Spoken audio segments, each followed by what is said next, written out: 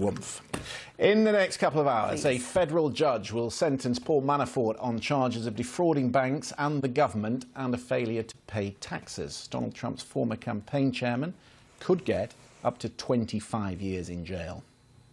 Yeah, the charges all stem from Special Counsel Robert Mueller's investigation into Russian interference in the 2016 presidential election. An investigation Mr. Trump, of course, continues to call a witch hunt. Let's get more on this and speak to Mica Mosbacher from Donald Trump's 2020 re-election campaign. You are working to try and get Donald Trump elected again.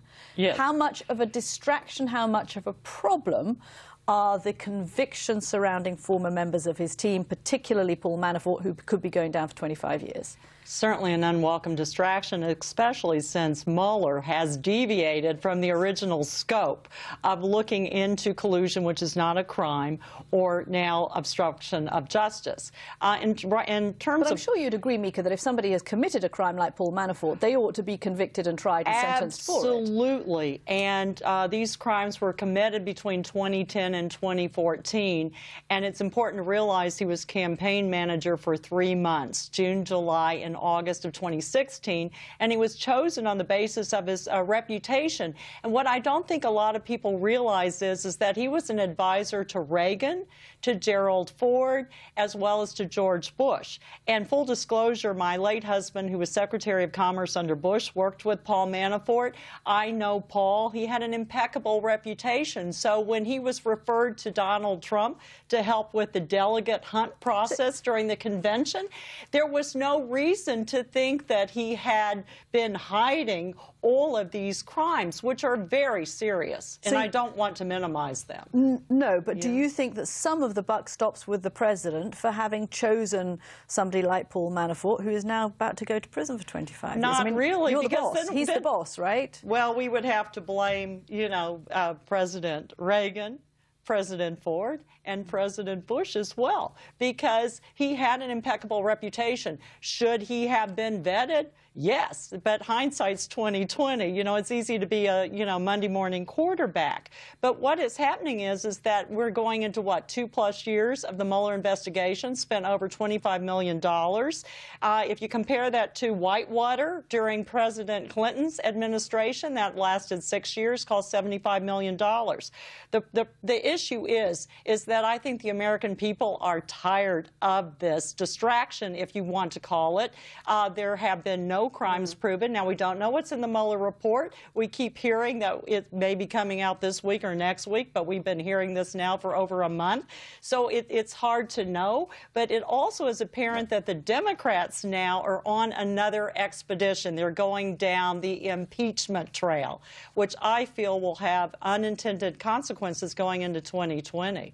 Mica, good to see you. For the Democrats. You are on the President's 2020 re-election team. You're going to have to campaign on his record. Let me show you a comment from one of his most reliable media allies, Matt Drudge, today. He said this: Trump is losing ground on top priorities to cut illegal immigration, cut the trade deficit, blunt North Korea's nuclear threat. Setbacks that complicate his re-election message as a can-do president who is making historic progress. What do you make of that?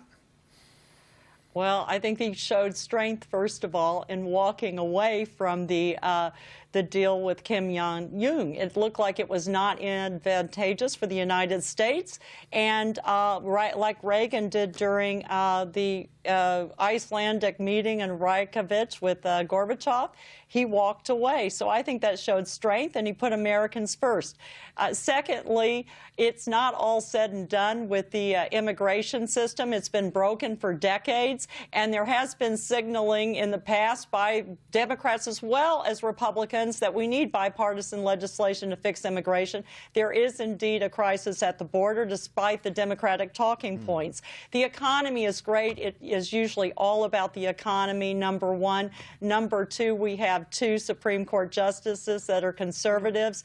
He has had a number of wins so far, and I think that we're not that concerned at this point with the deficit, even because the economy You've got the campaign headlines off to a pat, Mica. Let me just ask you one. This is why Mica is on the 2020 re-elect campaign. Let me ask you this, though. Bernie Sanders, we're going to talk about him later, and Joe Biden. Joe Biden, 95% likely to run. He'll probably declare that he's running next month. But we're going to talk about Bernie Sanders in the programme today. Who do you think the president would most like to run against? Somebody from the progressive left or somebody from the Democratic establishment like Joe Biden?